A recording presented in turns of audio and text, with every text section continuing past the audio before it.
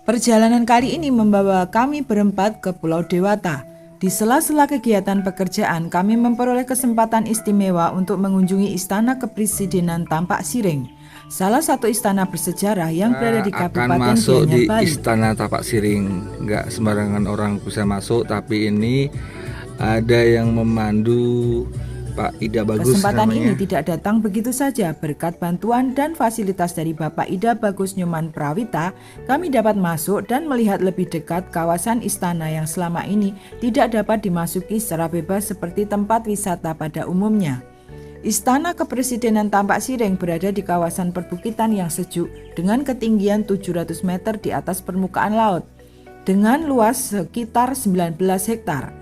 Dari kawasan istana, pengunjung dapat menikmati pemandangan alam Bali dan melihat kawasan Pura Tirta Empul yang berada di bawahnya. Pura Tirta Empul adalah tempat ibadah Hindu Bali yang terkenal karena memiliki mata air suci yang digunakan masyarakat Hindu untuk melakukan ritual penyucian diri. Terpesona oleh keindahan alam dan suasana sejuk Tampak Siring tahun 1955, Presiden Soekarno menugaskan arsitek R.M. Sudarsono merancang Istana Kepresidenan Tampak Siring. Pembangunannya dimulai pada tahun 1957 dan selesai secara bertahap hingga tahun 1963. Tujuan istana ini dibangun sebagai tempat peristirahatan presiden yang nyaman ketika berkunjung di Bali, digunakan juga untuk kegiatan kenegaraan dan sebagai tempat untuk menerima tamu-tamu negara yang sedang berkunjung ke Bali. Bangunan istana tidak hanya satu gedung, kompleknya terdiri atas beberapa bangunan utama yang tersebar di area perbukitan, di antaranya 1. Wisma Merdeka digunakan sebagai tempat tinggal atau peristirahatan presiden dan keluarga.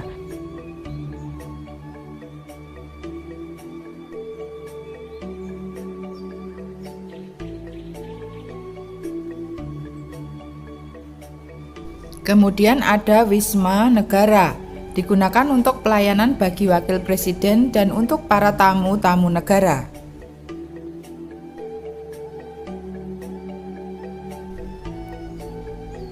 Kemudian ada Wisma Yudhistira, berfungsi untuk pelayanan kepada pejabat negara setingkat menteri atau pimpinan lembaga. Kemudian ada Wisma Bima, berfungsi untuk akomodasi kepada perangkat kepresidenan.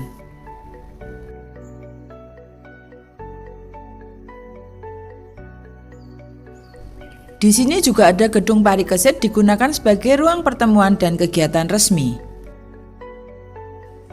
Ada juga Jembatan Persahabatan yang menghubungkan dua bangunan penting di komplek Istana Tampak Siring, yaitu menghubungkan antara Wisma Merdeka dan Wisma Negara. Istana Tampak Siring bukan hanya tempat tinggal presiden, istana ini juga seperti galeri seni Indonesia. Presiden Soekarno dikenal sangat mencintai seni. Beliau secara langsung ikut mengisi Istana Tampak Siring dengan berbagai lukisan dan karya seni. Koleksinya antara lain lukisan karya Rudolf Bonnet, Adrien Jean Lemaire, Dullah, lukisan karya Sudarso, Agus Jaja, dan patung beserta karya seni dari pematung Bali terkenal I Gusti Nyoman Lempat serta karya pematung Cokot. Kemudian ada patung Dewi Saraswati yang melambangkan ilmu pengetahuan. Ada beberapa cerita misteri atau pengalaman mistis yang pernah beredar mengenai Istana Tampak Siring. Beberapa cerita yang pernah muncul antara lain adanya petugas atau penghuni yang mengaku melihat sosok misterius, terdengar suara atau kejadian yang sulit dijelaskan. Suasana tertentu di kawasan Istana Tampak Siring yang dianggap memiliki nuansa mistis. Namun cerita tersebut lebih tepat disebut kisah atau kepercayaan yang berkembang, bukan fakta sejarah yang telah dibuktikan. Keindahan Tampak Siring mengingatkan kita bahwa Indonesia adalah negeri yang luar biasa, kaya akan alam budaya, sejarah, dan keberagaman.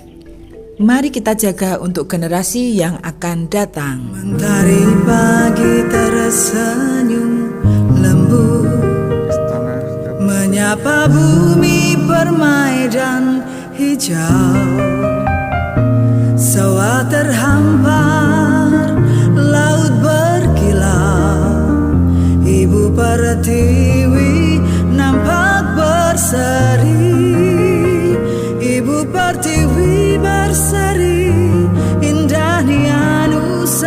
dan bangsaku.